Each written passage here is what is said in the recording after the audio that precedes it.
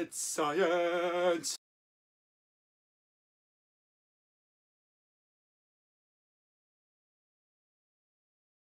How do Force fans? Shared Science again, another Tuesday coming around. Talked about it on Sunday. We're going to talk about today about how to improve your sleep. If you want another couple of videos that are different to this, head back to my Instagram, this one. And there's a few more videos on that I've done previously.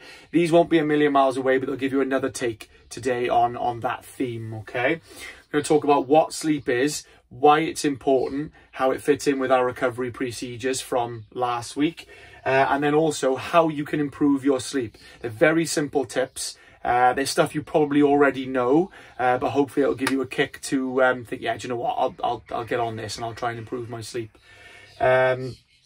You speak to people who sleep well, and these themes will come out and maybe get you to start thinking, oh, do I need more sleep? But we'll have a look. All right, so what is sleep? Well, it's a period of decreased physical output, okay? Decreased physical activity. It's a time where max recovery occurs, okay? So basically, it's a period where the physical procedures in our body slow or cease for a certain period of time, so that the brain can scan and then set about recovering and rebuilding anything that needs doing, okay? You imagine running a virus scan on your computer, that it then fixes all the bugs, fixes all the problems that were happening while the computer was awake. That's pretty much sleep. The brain is your CPU, and it's sending a virus scan to figure out what needs fixing. But it also physically starts to rebuild some areas that are broken or disrupted from daily life, okay? Why do we do that? Well, why does it do it while it sleeps? Okay, so why do we sleep? Well, you can't recover as well during waking periods, okay? There's too much output, there's too much need and too much energy requirement during waking periods. So your body puts you to sleep so that you can rebuild and recover. If you were drastically ill in ICU, they either put you into a coma, or your body puts you into a coma, or puts you to sleep so that you can recover, okay? It's the optimum time and optimum state the body has to recover from a stressful event, all right? Life itself is physiologically stressful and disruptive, okay? So daily life, everything, just being awake, is tough for the body to deal with over long periods of time. So what it does is it splits up those periods of time with interspersed periods of sleep that allows you to recover from a stressful period, a stressful day, a stressful life, I guess.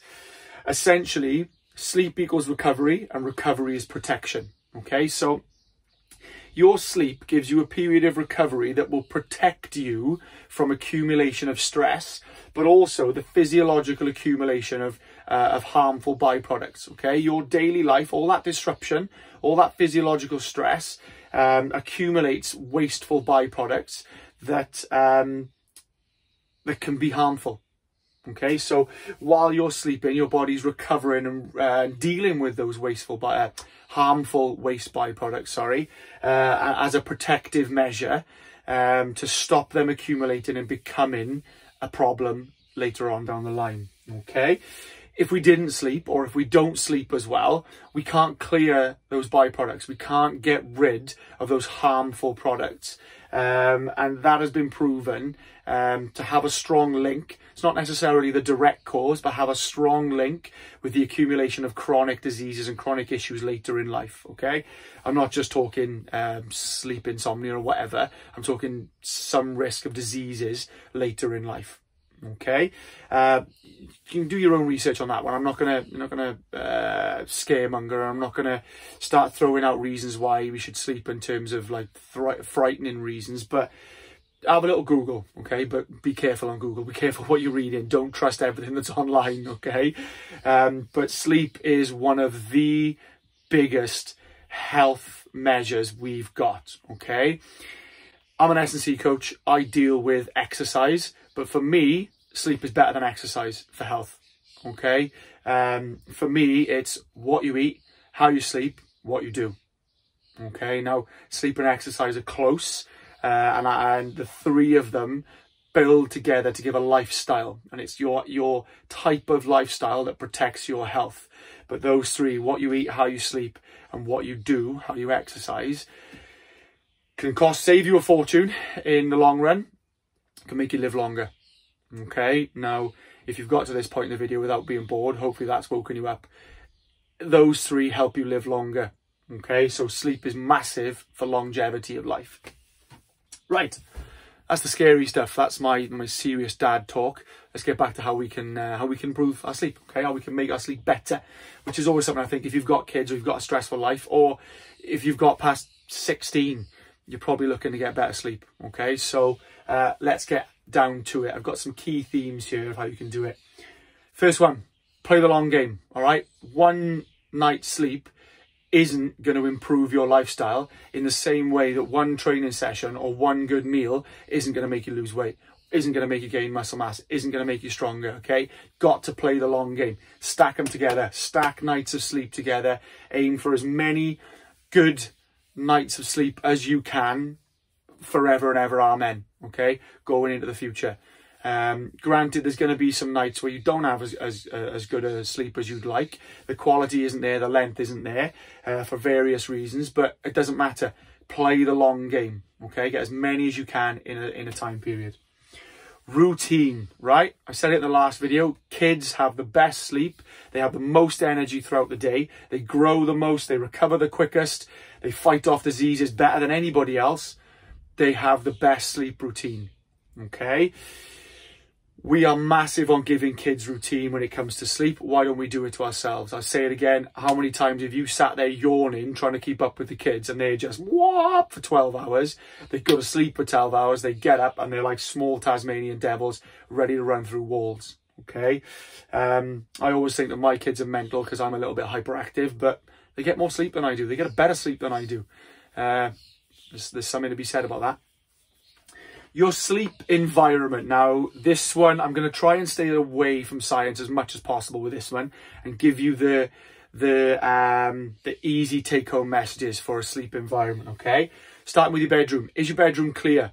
Okay? Are you going to sleep with lots of external noise in terms of what you see and what you hear in your bedroom? Okay, there are some sleep scientists that say no TVs in your bedroom because if they're on standby, they give out a low-level buzz that you can't quite hear, but your brain senses, that can disrupt your sleep. Okay, I'm not saying get rid of the TV in the bedroom, but make sure it's off. Okay, clear your bedroom. Make sure there's a blank environment in your bedroom that doesn't disrupt your senses. Okay, your bed, is it comfy? Is there enough space? If there's a partner in there, is there enough space? Are you tossing and turning and disrupting each other? Okay. There is one sleep scientist that recommends if you don't have anything over a queen size bed, it's not big enough. It depends on your size of your room, what you can afford. A double bed, but try and stay away from each other if you can. Your pillows, are they comfy? Okay. Are they too high? Are they too low? Are they too hard? Are they too soft? Okay. Takes a little bit of experimentation. Granted, you can't go throwing your pillows out. I'm not saying do that, but try and get it so that when your shoulder is in your bed, your head is level, okay? It's not tinked to the side and it's not up tall because that's going to disrupt your sleep. All right. Can you get blackout blinds? Okay. Can you make the room dark? Okay. Can you get rid of all light from that bedroom? Dark, any source of light will start to wake the brain up, okay? We sleep and we wake up with sunlight, okay? It's our natural trigger to wake and sleep. As the sun goes down, we start to get tired. As the sun goes up, we start to wake up, okay? Sunlight triggers sleeping and waking hormones in our brain that will naturally send us to sleep and wake us up, okay? If you're trying to go to sleep and the sun is still up, boy, take the mick out of me, but if you're like me and at the moment you're going to bed when it's light, don't laugh, then you need blackout blinds, okay? Unless you're like me and you can fall asleep at any time period. If you find it hard to go to sleep, get some blackout curtains, get some blackout blinds, tape a sheet to the window, just get to sleep, okay? The other side of it is, if you want to wake up naturally, wake up with sunlight. Now this goes against the blackout blinds, but allow some sunlight into your bedroom, okay? You can get things like artificial sunlights that come through alarms and bits and pieces, but it's up to you. You ain't going to spend a fortune. Just try and wake and sleep naturally. The other way of doing it is set a routine. If you're going to sleep when it's dark with blackout blinds, set an alarm that's soft and gradual the same time for at least 6 days a week. Okay? All right. That falls into the routine side of things, okay? If you've got set shift patterns and you've got a set week where you can go to bed at the same time and you can wake up at near the same time, do that, okay? If your day shifts, try and shift it by maximum of 90 minutes either side, okay? I'm not going to go into the whole sleep cycle side of things, but we do sleep in cycles, okay? So if you have to shift your waking period the next day, try and shift your sleeping period, okay? That fits in the routine. And try and make your bedroom as quiet as possible, okay? Now I'll put all these tips in the comment in the blurb, but I wanted to explain them as best as I can so you understood why. Right, limit tech. Tech emits a disruptive light to your eyes, okay? It makes it bright, it makes it engaging so that the tech can get the maximum benefit when you're on it.